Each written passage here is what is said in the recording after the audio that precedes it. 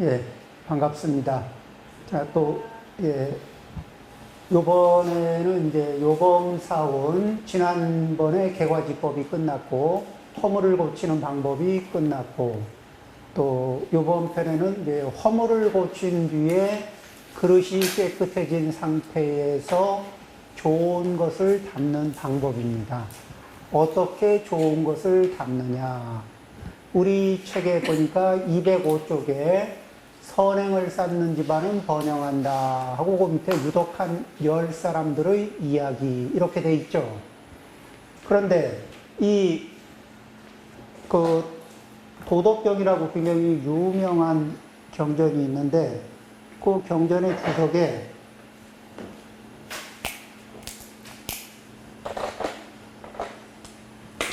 뭐라고 되어 있냐면은 덕이라는 글자를 이렇게 써놓고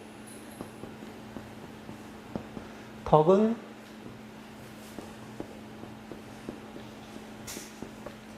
손이다. 뭐냐면 손해를 좀 볼 줄 알아야, 손해를 잘 봐야 덕이 쌓여요. 그러니까 손해를 보지 않으려고 하는 마음이 있으면 덕이 쌓일 구석이 없어요. 그럼 이제 무조건 손해를 보면은 덕이 쌓이느냐? 그게 아니고 어떻게 손해를 잘 입을 거냐? 그러니까 남들이 겉으로 봐서는 손해를 입는 것 같은데 그게 그러니까 이 덕이 복의 작용으로 얘기하자면은 우리가 수입이 있는 것 중에 일정 부분을 어디에다 넣어서 지금 당장 쓸 수 없는 상태, 그냥 넣어서 어딘가 넣어버리니까 지금은 현재 손해하기에는 쓸 수 있는 게 별로 적죠. 그러면은 이제 외형적으로는 손해가 났는데 이게 들어가서 이게 슈퍼 복리 이자를 붙이고 있는 거예요. 그런 쪽에다가 이렇게 자기의 현재의 것을 덜어 놓는 방법들이 이제 이런 것들이 덕을 쌓는 거죠. 그러면은 그런 덕을 쌓게 되면은 효과가 어떻게 되냐면 스스로도 이롭고 남도 다른 사람도 이롭게 해요. 요런 자리에다가 투자를 하면은 자기도 이롭고 남도 이로운 그런 자리에 이렇게 자기의 복력을 투자를 하면은 그게 덕이 되는 겁니다.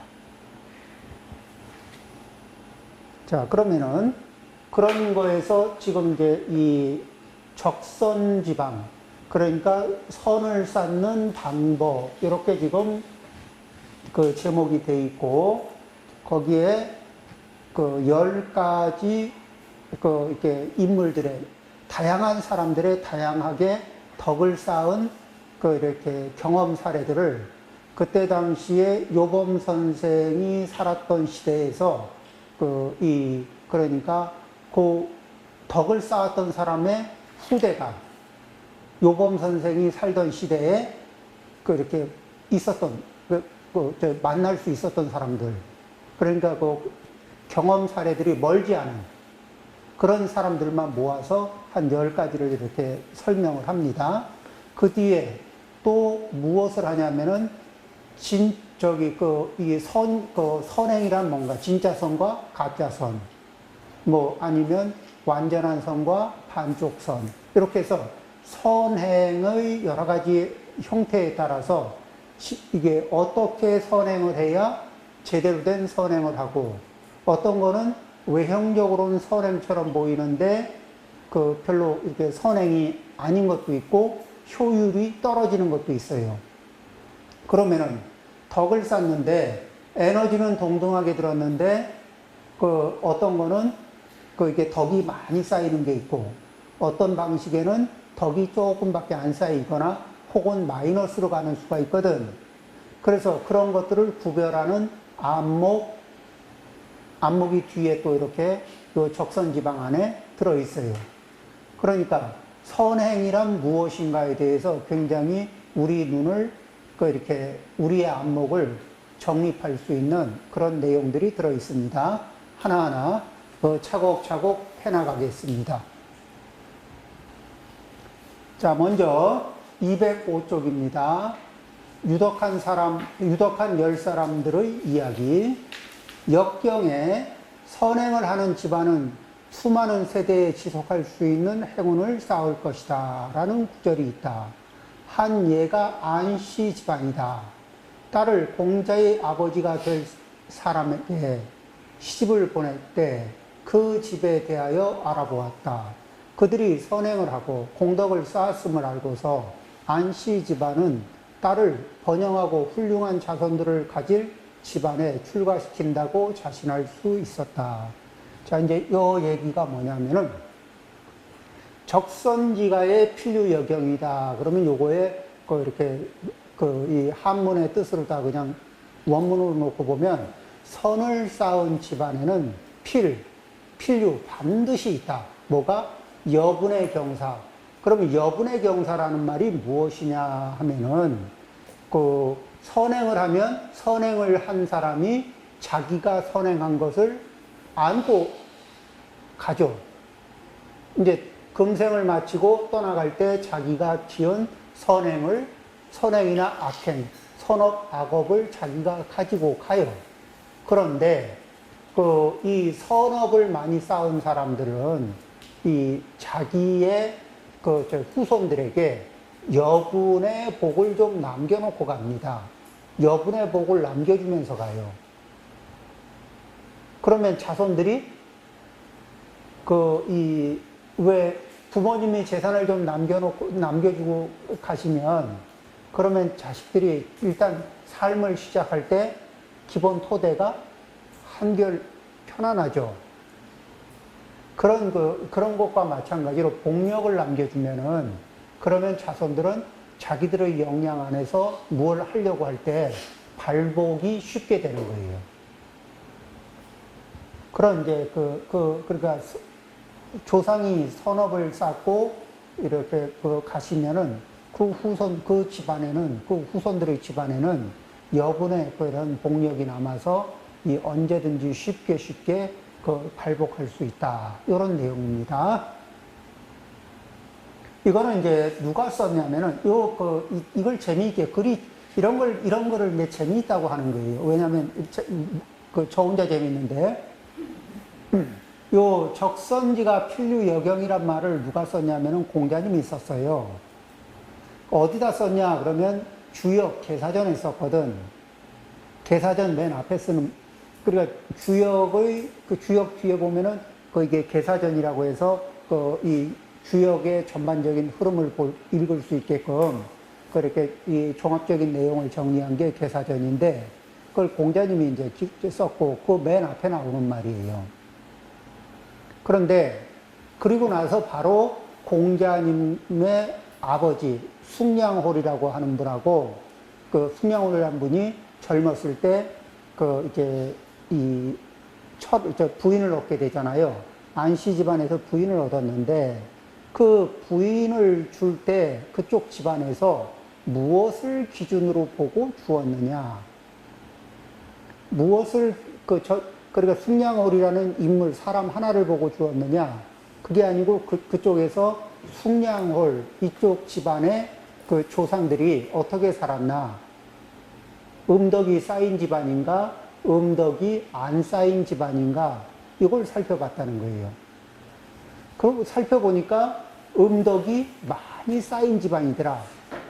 그러면 음덕이 많이 쌓이면은 그 다음에 그쪽에 자손은 그쪽 집안의 자손들은 번창할 준비가 되어 있는데 그러면 번창할 준비가 되어 있는 집안에 내 딸을 보내면은 내 딸이 그쪽 집안에 가서 자식을 낳고 내 딸이 낳은 자식이 이게 번창한 주역이 될 건데 이게 계산이 나오니까 기쁜 마음으로 딸을 주었더라. 지금 이제 이 이야기를 하는 거예요. 그래서 이 과거와 현재 그러니까 과거에 사람들이 이렇게 혼처를 정할 때 보는 관점이 개개인의 능력, 개개인의 인물된 그 정도에서 그친 게 아니라 그 집안 조상들의 그런 그 음덕이 얼마나 됐나 이런 것들을 살피는 그 현명한 집안들은 그런 것들을 이게 고려했더라. 그리고 실제로 공자님이 태어나고 공자님은 중국 역사에 있어서 지금도 과거에도 현재에도 인류의 스승으로 남아있는 분이죠. 자, 그러면은, 그래서 이제 그 집안은 확신을 가졌다고 얘기하는 거예요. 뭐, 지금 이제 여러 가지 지금은 지금의 방식이 있고, 그렇지만은, 어떤 것이 이제 중요하냐면은, 사람이 어떤 인품을 가지고 어떠한 공덕을 지으며 살 것인가. 사람 삶이 단순하게 한 생의 삶에서 끝나지 않는다는 겁니다. 그래서 여기에 이제 나오는 열 분들의 특징, 그 뒤에 나오는 열 분들의 이런 이게 모범 사례는 그 조상이, 부모나 조상이 음덕을 쌓고 그 자손들이 어떻게 번창하는가. 그리고 그런 것들에 대한 사례들이 이제 모아져 있는 거예요. 그래서,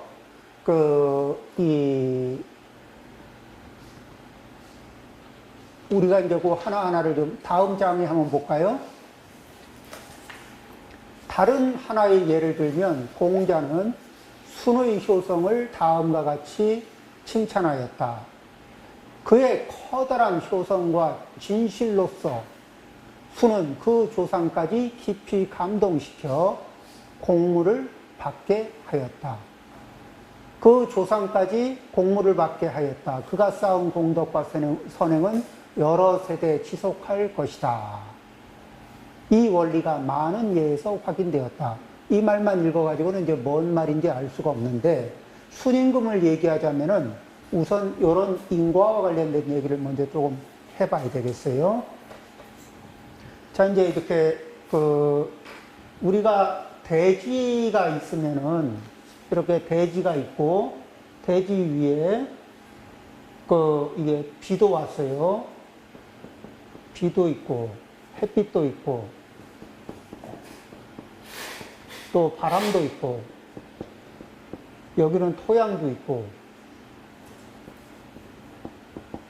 자, 그러면은 토양도 있고 비, 햇빛, 바람이 이렇게 조건이 주어졌는데, 그러고 나서 여기에서 한쪽에서는 약초가 올라옵니다. 또 한쪽에서는 독초가 올라와요. 이렇게 약초도 올라오고 독초도 올라와요. 자, 토양, 비, 햇빛, 바람 이런 조건들은 동일하죠.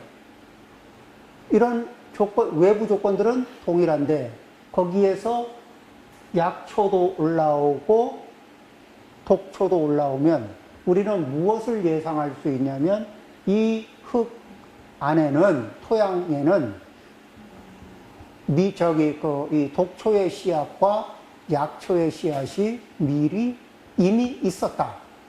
이걸 짐작할 수 있죠.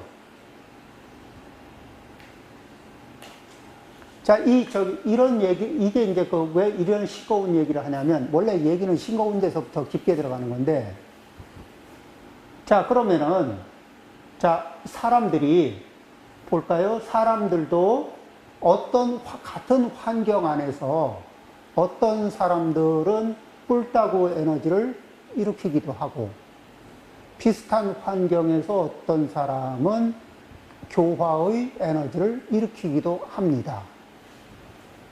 그러면은 조건이 비슷한데 누구는 이런 특질의 에너지를 일으키고 누구는 다른 특질의 에너지를 일으켜요.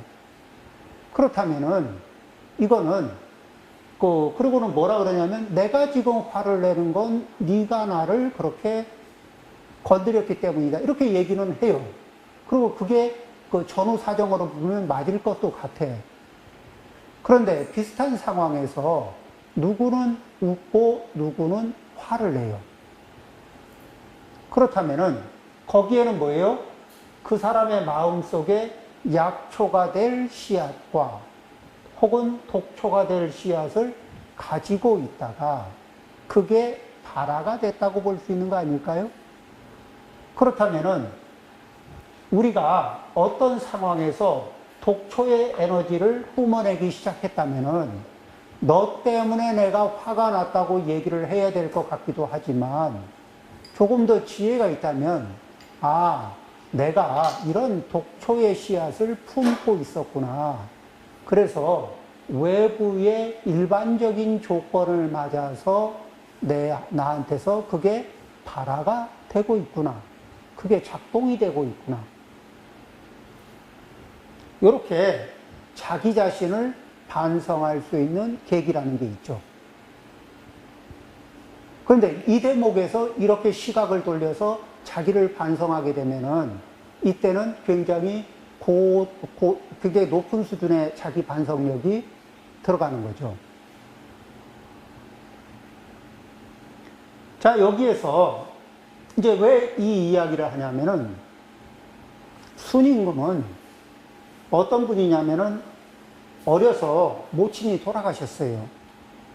그리고 이제 그 후모, 이 뒤에 이제 새로 어머니가 들어오셨거든. 그런데 어머니하고 상성이 좀 안 맞았던 것 같아요. 어머니가 몹시 순을 미워했어. 그런데 미워하는데 미워하는 미움이 그 순의 아버지까지 설득을 했어.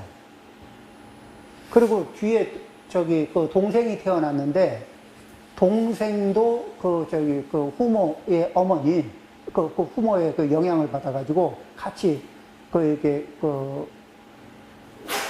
그렇게 미워하는 거예요. 어느 정도로 미워했냐면 죽이려고 했어.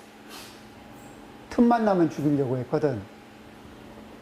수임금이 이게 본래 아주 선량하고 그리고 또 총명하신 분인데 아버지가 이 창고 높은 데 올라가서 지붕 좀 수리하라고 보낸 거예요. 그러니까 얘하고 올라가면서 이렇게 왜 삿갓도 이렇게 왜 큰 삿갓도 이렇게 한 서너 개 챙겨서 올라갔어. 그러고는 이제 창고를 수리하는데 굉장히 높은 창고니까 그냥 떨어지면 죽고 또 그런 상태에서 밑에서 불을 지른 거야. 가만히 있으면은 불에 타 죽고 뛰어내리면 높아서 사람이 죽을 지경의 그런 높이에요. 근데 순임금은 이때 어떻게 하냐면은 삿갓을 이 촘촘한 삿갓 큰 거를 겹쳐서 들고 양손으로 딱 잡고 뛰었지. 그러니까 이게 떨어지는 속도를 좀 조절해 주죠. 그렇게 해서 또 내려와서는 그 다음에 이제 반성을 하는 거예요. 내가 이런 상황을 당했는데 그러면은 내가 이런 미움을 불러들일 어떤 이 특질이 나한테 있을 거다. 이거 미움을 불러들이는 미움을 부르는 뭔가 그런 게 있을 거다. 그러면서 그걸 열심히 찾아가지고 또 고치는 거예요. 그러니까 아버지를 원망하거나 어머니를 원망하거나 동생을 원망하지 않고 자기 자신에게서 미움을 불러들이는 특질. 제가 이제 어떤 사람을 봤는데 저는 좀 맞았습니다. 그래서 이거 어떻게 그렇게 때리는 사람이 있나 이렇게 이제 그랬거든요. 그러다 우연히 어느 순간에 그분이 누군가를 도발하는 거를 우연히 목격했는데 매를 왜 이렇게 한 대 딱 때려주기 좋은 정도의 도발력이 있더라고.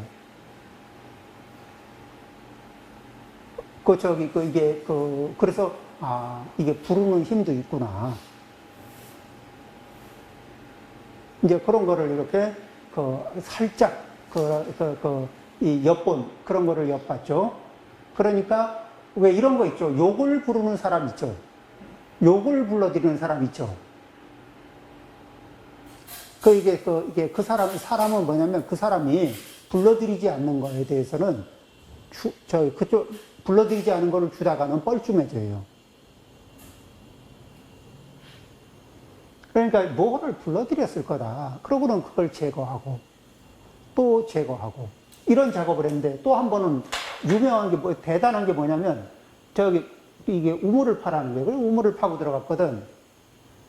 깊게 파라는 거예요. 그래서 깊게 파다가 옆으로다가 이렇게 길도 하나 내놨어. 근데 깊게 파고 그 충분히 깊게 들어가는 걸 확인하고는 위에서 흙을 메우기 시작하는 거야. 이 아버지가. 그러니까 또 이쪽으로 이렇게 쓱 빠져나와가지고 또 내가 이런 이게 미움을 불러들이는 뭔가 있을 건데 하고 또 찾아서 반성하고 또 고치고 했어요. 이 정도 차원에서 계속 고치다 보니까 사람이 아주 밉게 보기로 작정한 사람이 잡을 수 있는 꼬투리까지 깔끔하게 고쳤던 것 같아요. 그러니까 그분이 이렇게 순임금이라는 분의 그 수준이 이게 굉장히 좋아졌죠. 그런데 이런 얘기를 누가 들었냐면 요임금이 들은 거예요. 그리고 만나보니까 사람이 그렇게 자기 성찰력이 좋고 또 남을 이해하는 폭이 좋고 그 다음에 포용하는 포용력이 좋은 사람이 보니까 아주 이 보통 인물이 아닌 거예요. 그래서 자기의 왕위를 순임금한테 넘겨주고 자신의 딸 둘을 시집 보내고 그렇게 했다는 게 이제 서경 기록에 있죠. 그러니까 이 순임금이 그러면서 어떻게 했냐면은 이제 순임금이 황제가 됐잖아요. 황제가 되고 나니까 뭐가 되냐면은 황제가 되면 윗대조상들을 전부 뭐냐면은 이 황제의 위에 준하는 그런 이제 예로 제사를 지내거든. 황제로 전대 황제 이런 식으로 해가지고 이게 3대인가 이렇게 몇 대까지 올려서 하거든요. 그래서 이 자신을 우물에 묻으려고 했고 창고 위에서 바베큐를 만들려고 하셨던 부모까지 합쳐서 종묘에서 이게 나중에 존중을 받고 제사를 받을 수 있게 이렇게 했다. 그리고 나중에 그분들이 그래 우리가 당신한테 아들한테 너무 잘못했지 반성하고 그분들도 순우한 마음을 갖는 쪽으로 마음을 돌렸더라. 그래서 지독하게 악견이었던 이게 부모를 선연으로 전환시키고 그리고 그분들에게 큰 명예로운 선물을 한 그런 분이 그래서 효도를 하는 데 있어서 효도를 했던 인물 중에서 공자님이 봐서는 순임금이 가장 최고의 이게 모범 사례다. 이렇게 얘기를 한 거예요. 지금 세상으로 치면 이제 어림도 없죠. 지금 세상 기준에서는 얘기가 어려운데, 예전에는 순임금 하면은, 그러니까 여기에서, 이런 상황에서 순임금이 움직였던 심사는 그 안에서 반응하는 이 무엇을 불러들이는 곡이 뭘까? 이런 것들을 찾아내는 거였죠. 자, 그러면은, 여기 이제 이 대목에서 다시 인과라는 것을 한 번 더 살펴보죠.